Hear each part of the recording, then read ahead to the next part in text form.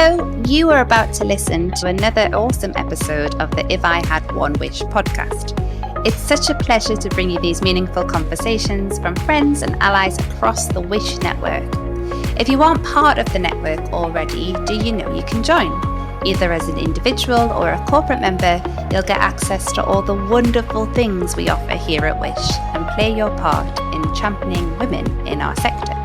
Follow the link in the show notes to find out more, but for now, enjoy the conversation. Well, hello everyone. Welcome to our If I Had One Wish podcast, which we are streaming live today. So I hope that you are able to listen live. And if you don't catch the whole of this conversation today, then it will be uploaded onto Spotify and iTunes, wherever you get your podcasts, as part of our Here Come the Boys series, which is launching in early 2026. So we thought we'd give you a little teaser, a little taster into what that series is going to focus on today. So I'm delighted to be joined by James Cars, who is CEO of Castle Peak Recruitment and who have so kindly sponsored the Here Come the Boys series. So lovely to have you, James. Thanks for having me, Crystal. Pleasure to be here. Yeah, and I'm so glad that you turned up in an aquarium. And I'm so glad that you told me 30 seconds before that we were doing this live as well. So, or else I might have been somewhere else on my leisurely tour rather than in an aquarium. Yeah, I like to keep you on your toes, James. Absolutely. Oh, but honestly, thank you so much for being here. And today we're going to dive into my campaign theme, aren't we, about the See Her campaign, and especially that bit about sort of male allyship and the important role men have to play in helping us see women actually in our workplaces, in our homes. So thanks for joining us. Appreciate it. I want to dive into that question to begin with, though. So, yeah, why have you sponsored am I here? This series? Yeah, why? Yeah. Well, why did you put your money where your mouth is? I'm asking myself the same question at the moment as well, Crystal. I mean, there's a couple of answers to it. I mean, there's the first one, which first of all needs to be said, is that there was a period of time when every time I stepped out my door or travelled, that I seemed to bump into you. And it was train stations, it was the same train carriages, it was taxi ranks, it was pretty much everywhere. And obviously we got talking about this really, really important subject. And then by the time we were talking into it, I mean, I couldn't really back out because I was bumping into you everywhere anyway. So there's that part that needs to be said. But then more importantly, we discussed this, and obviously, and hopefully a couple of the listeners do, kind of what Castle Peak stands for, and our approach to EDI within what we do, and gender equality plays a massive part in that as well. I have corporate sponsorship as a business with Wish, so over the last couple of years, we've attended and sponsored a few events, which have all been absolutely brilliant. They always are. So always look forward to a good Wish event. So I've got that familiarity from that. And then allyship is so important within that. And I always think, we'll talk about this separately, there's never enough men that attend Wish events, actually, and they should do. So if you listen to it and you are a man, get to an event because they're top class. And you will learn, which is really important. And when you told me about the podcast and also the quality of people that you had joining it and their perspective on it, I just thought that's a really good opportunity to align our goals and what we do with what you're doing at the same time as well. There's so much common ground on it. Yeah, definitely. I mean, you could say that it was sort of just fate that we always seem to bump into each other, James, or you could say that I'm a stalker. Well, you could say same of me. I could be both. I mean, who knows? You think it's happenstance, but you were on my list. No, it was definitely fate. And I do absolutely hear what you say about more men coming along to Wish events. You've often been the only man in the room at some of our events. And I think the depth of conversation that we get into when we're able to talk to both men and women is brilliant. So thank you for being an advocate for that. So when we are on those long train rides together that we didn't plan, James, hopefully they don't feel that long, but long. No. What we often get into talking about is the world of recruitment.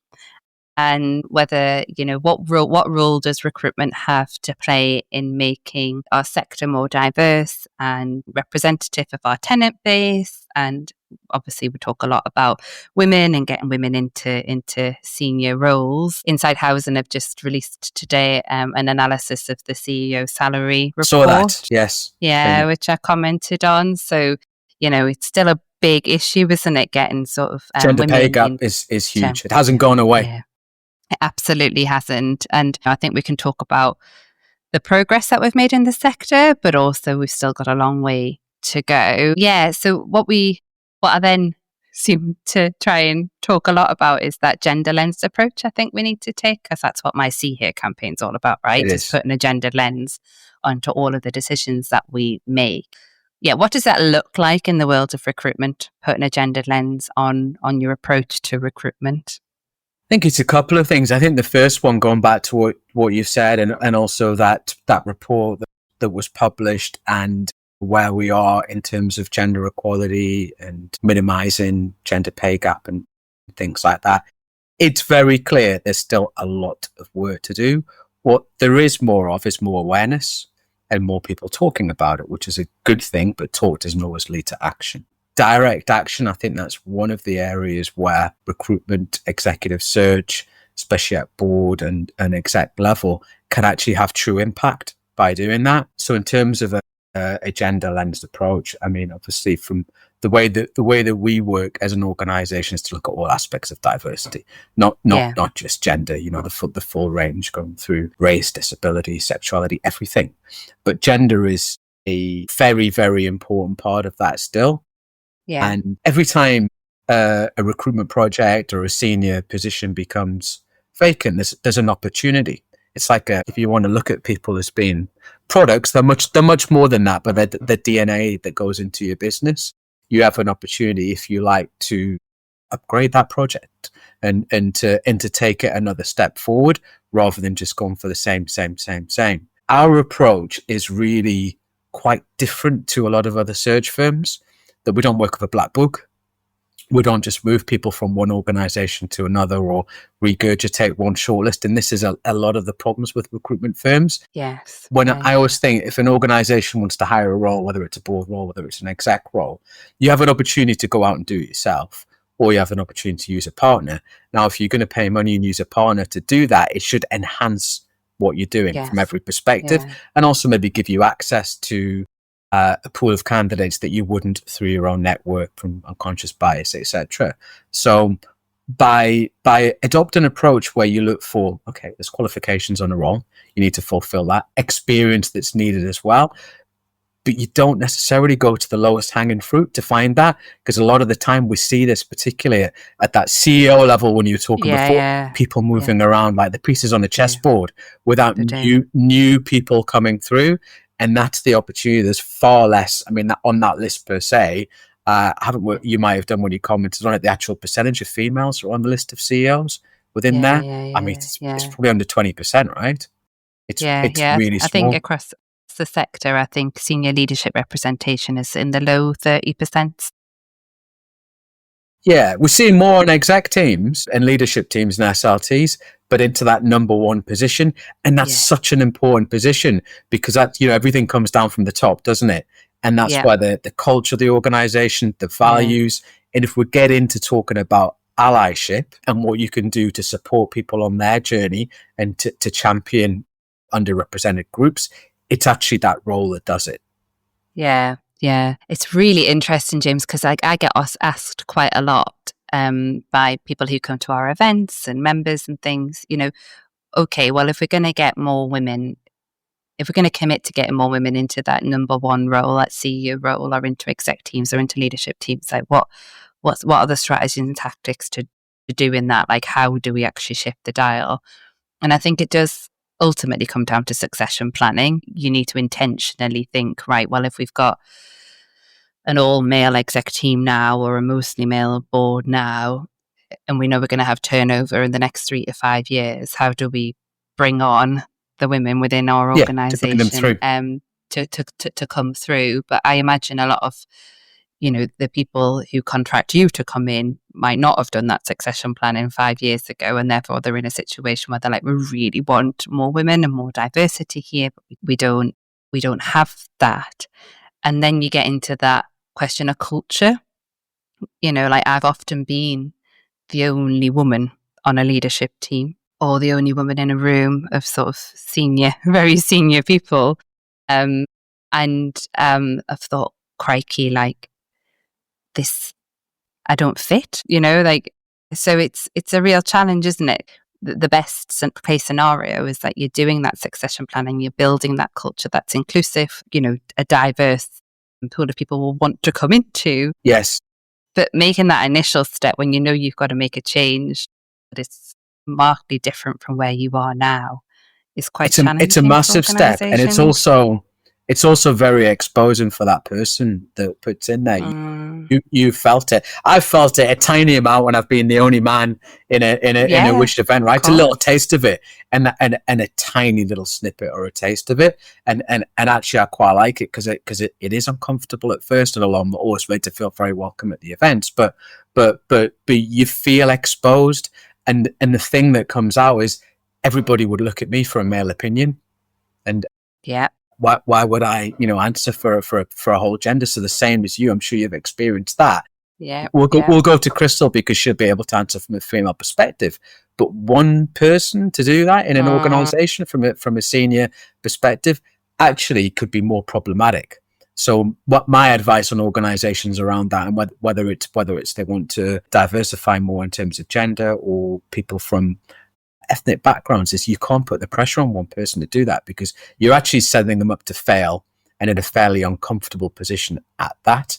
So it needs to be planned better than that. As you said, they may not have a succession plan below. They may not have a layer of executive directors or directors that are coming through, and you can't quickly and easily answer that. So you need to go external.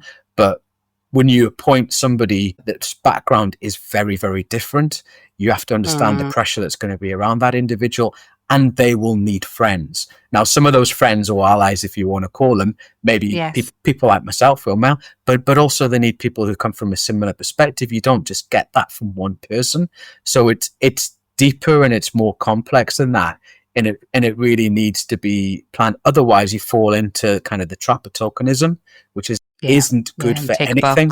Yeah, exactly. Take the box. We've done it. We've hired a woman. Move on. And you might look a little bit more diverse by doing that, but you're certainly not inclusive, and that doesn't give a good message to everybody else. So I think you're right. It needs to be looked at in terms of succession planning, but it also needs to be looked at in terms of recruitment exercise planning. If you're looking to hire, you've got a set of criteria to do it, but you want to diversify your board and you want to get a female or an exec on your executive team. You really need to think about what that person's going to think when they see that job advert, or they get the approach from somebody like me who rings them up. You're going to do your due diligence. You're going to do your research. You're going to look at that organization. You're going to look through your own lens at their website, at the current makeup of all their teams, at the language that's used within the job advert, at how that comes across. Are you going to be made to feel welcome when you go in there? And are you going to be the first of many people from your backgrounds to bring in, or are you just being a tokenistic hire? Because there's a big difference, right? Yeah, absolutely. And I think one thing I know for sure is that organizations have reputations, and the sector, especially regionally, across the regions, it's just a big family. Like everybody seems to know each other, and I think sometimes there can be a bit of a naivety around that, that your B ratings, your C ratings, your G ratings, or what have you will be enough to sort of attract people to come and think, oh, you're a highly performing housing organisation. But I know that people opt out of applying for roles for certain organisations because there's a reputation there about there's history. There's historical moves. Or people who aren't white don't fit. And that's a massive thing for boards and CEOs to have to proactively challenge, like your organization does have that reputation. How do you change that if you are on that change journey? And it has to come, I think, from the chairs and the CEOs standing up and being quite explicit about inclusivity and it's got to be diversity and going above and beyond to change the reputation or the narrative that's around their organization. And I don't think it always happens intentionally. I think it's something that can grow over time. So and it can't be corrected immediately as well. It's like culture. It's established itself over decades sometimes. Really long periods of time. So, and once that awareness that we talked about before was there, and the recognition for change and the desire to want to do change, there's various steps that you have to go through. That trying to fix it overnight isn't going to work. And it's actually, it may actually come across in the wrong way, that you're doing it for the wrong reasons as well, or doing it to tick a box because you have to do it. And it's not. So it is, you need to acknowledge the past. You need to acknowledge past mistakes, because as you said, it's a small sector. Everybody knows each other. Stains hang around. They don't wash out easily. But trying to avoid that's there is not the right approach. So it does need to be tackled head on and discussed and talked about, and visibility around it. That's why it would be great to see more senior people going to some of the events and things like that to voice their opinion and talk about their journeys. There's nobody on a perfect journey. There's nobody that can turn around and say, we've nailed it. We've nailed EDI. We've got all the gender pay gaps solved in our organization. We've got a perfect match on our board and our exec team. Everybody's on a journey with it. And that journey has ups and downs. And even when it comes to board now, we've got a 6-year tenure on board roles. That brings opportunities, but it means you can have a fantastically diverse board. And then 2 years later, you get hit and you need to go out and recruit and bring in lots of other board members, which can change. It needs to be carefully thought about and planned. So it's never something that's going to go away. It's a constant work in progress. And that's why it's interesting when you look now. We did a bit of a survey last year and looked at where diversity and inclusion was on kind of the hit list of chief execs at the moment, and it's fallen by the wayside the last couple of years. I think organizations, well, we've done this, we've done that, we've invested in this training, so now we need to move on. We're looking at finance, or we're looking at the asset strategy at the moment, and this is what the regulator's looking for. But actually, this is still such an important piece. And if you get all those other pieces right and you haven't got this, I don't think you can do that for a start. But it runs right through the organization, and it's something that you can't just see on a website, but it's something you feel when you step into an organization, right? You visit, like me, you visit a lot of different housing associations. You go through their reception, you get that first point of contact, that meeting, that feeling. Is it welcoming? Is it inclusive? Is everybody welcome through the door here like a tenant should be? Or does it feel a little bit edgy? You see it in different organizations. And I think the social housing sector, probably, more so than many others, has massive benefits to be found from having a diverse workforce that represents its tenant base. Yes. Because, all of these things that the regulator are asking for and the ombudsman is asking for is, do you know your tenants? Are you speaking with your tenants? Are you delivering services that your tenants need, want? Are you meeting their expectations?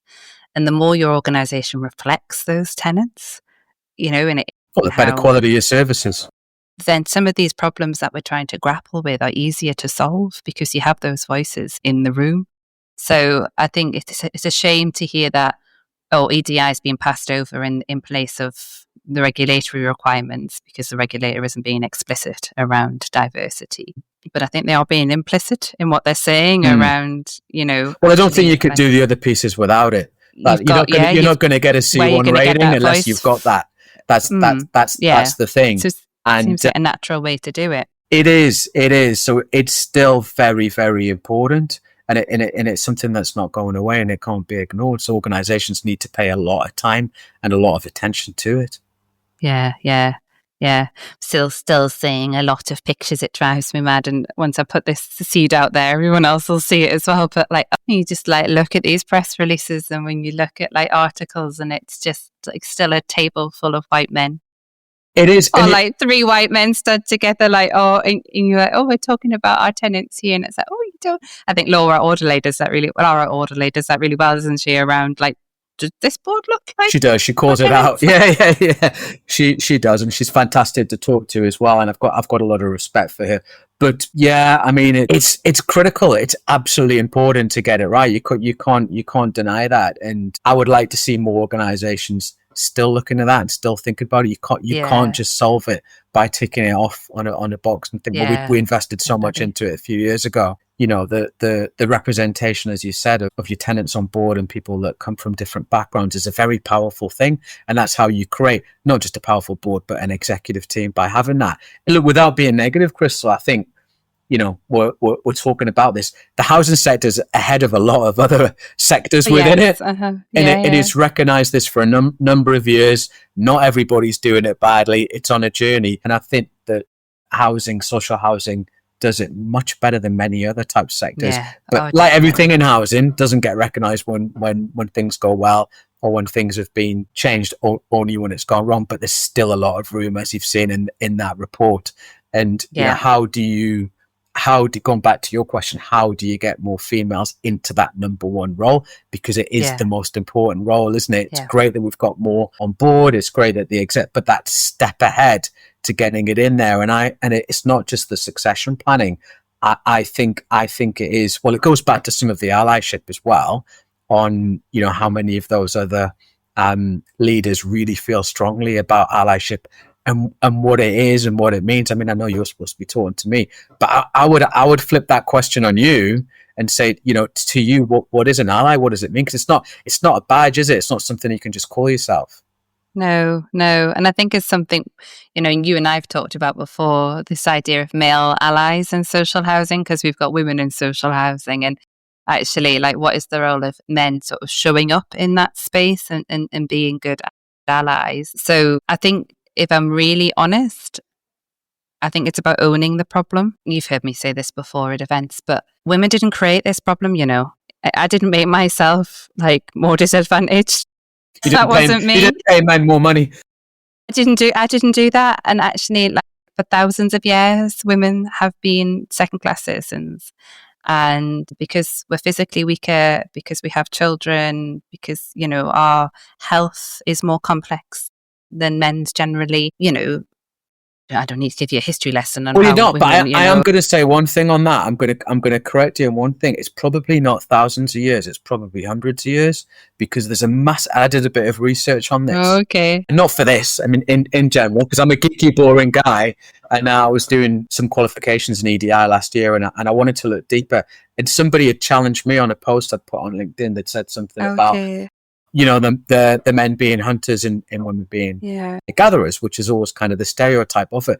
But actually, you know what? That wasn't true. In many, many cultures, women were out hunting as well. Women were warriors. There was equality around that. Of course, women would give birth and have children and have more complexity from their bodies on that and responsibilities. So actually, they were doing a bit more than men, but they weren't staying at home cleaning the house while the men went out and were hunting with spears and doing this. Women were hunters in most cultures and were very active on that. It's only really kind of in post-Victorian times and also advertising, TV culture, media, where the stereotype has come through. Yeah, it's probably been the last 100 years. So if you look at a journey of equality, it was probably there before, then it's got worse, then we've realised it now, we're trying to do something around it. But I mean, I know many women that are also physically stronger than men. So it's like, are women weaker than men? I don't know how many men could go through childbirth. So I couldn't do that. So it's, you know, it's there's a lot of myths that we've been conditioned on through the media, through condition, that are actually not true.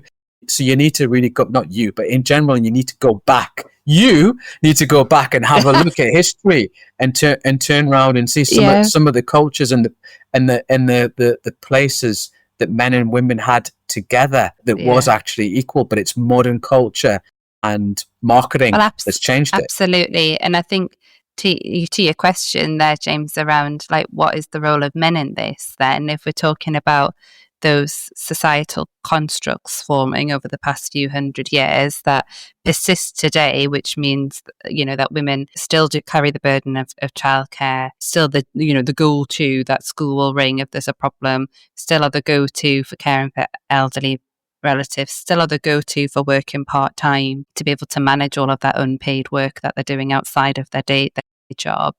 You know, that societal construct was not created by women. Yeah. That glass 100%. ceiling wasn't put there by women. We weren't sat there saying, this is what we want. We just having to get on with it. And that when I speak to people, that's what they say, this is the lot that I've been given in life. So what do men do about that? Well, a bit of ownership, maybe. Like, obviously you weren't around 200 years ago, James, like not you personally, but you've inherited this position that you're in as a man, and therefore I think owning it alongside women. So women in social housing, we will push for women to have a seat at the table, we'll push for equality, we'll push for equity, and just as much we want men to be pushing for that as well. Yes. Because if we do it together and we own it together, then we'll make change. Whereas if it's just women saying, I'm bored, if I'm honest, James. I'm bored of saying it. It just becomes men and women then, doesn't it? And just a woman's agenda versus that has women, no difference to men. That's not what we're about. Well, it's just going to go round and round in circles, and you're never going to create allyship from doing that at the same time. So I think you're right. It's not my problem. It's not every man today's problem because they weren't there. But there is something you can do about it. And it's what you said before about allyship is about standing up. It's about showing up, and it's about talking.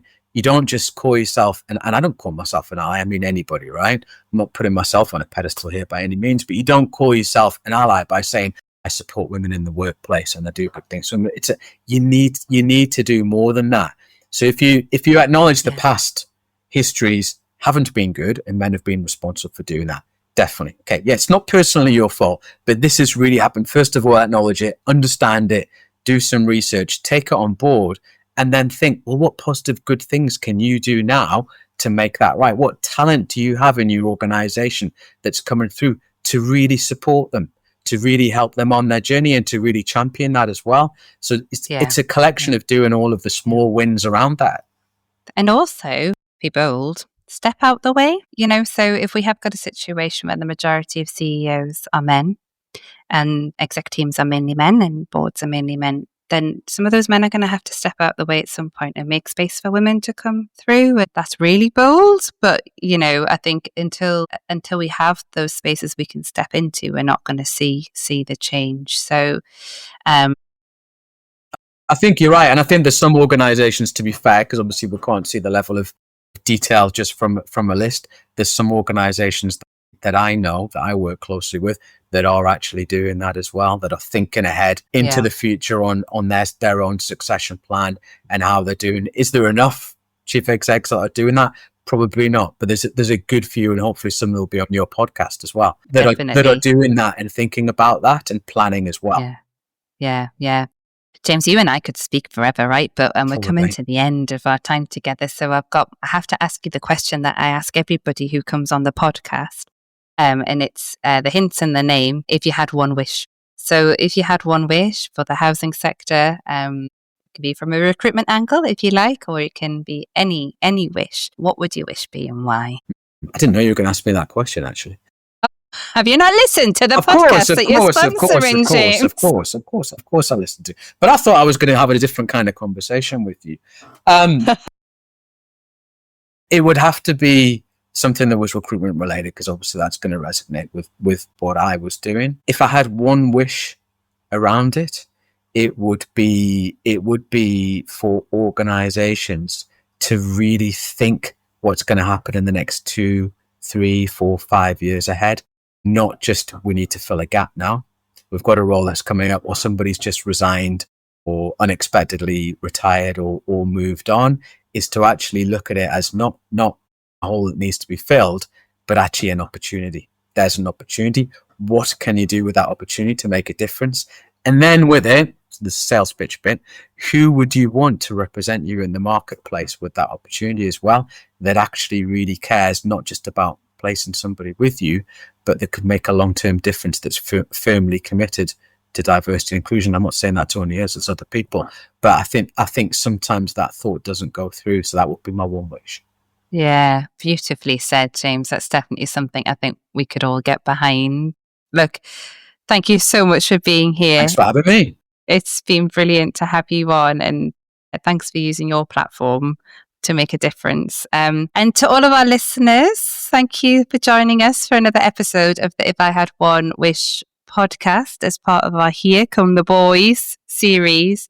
So just remember that change doesn't happen in silence, right? It's all about these conversations. So really delighted that you tune in and you listen to them and to our guests who come on. I'm Crystal Hicks, President of Women in Social Housing. If you'd like to find out more about Women in Social Housing and what we do check us out on our website, where you can find out more about membership and how you can get involved. But for now, that's all from us. Thanks for tuning in. Thank you everyone for listening to the If I Had One Wish podcast. Next time, we'll be talking to another inspirational female from the housing sector who will be sharing her career story and what she's learned along the way. And of course, we'll be asking again the big question. If she had one wish, what would it be and why? See you next time.